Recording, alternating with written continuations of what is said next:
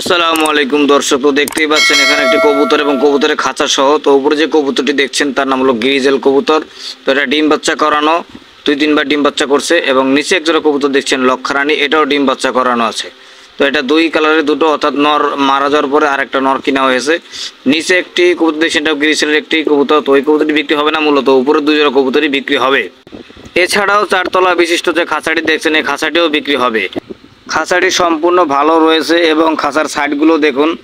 এই খাঁচাটি আমি ইউজ করছি প্রায় আপনার 6 মাসের উপর হয়েছে। তো ময়লা আবর্জনার কারণে একটু পুরাতন লাগে অবশ্য।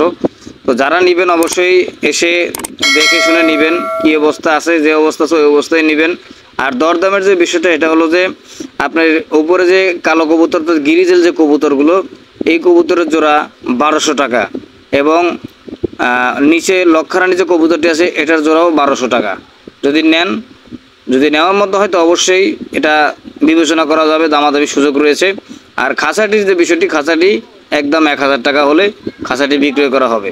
তো অবশ্যই যারা নেবেন তারা অবশ্যই যোগাযোগ করবেন এবং অযথা কেউ ফোন দিবেন না।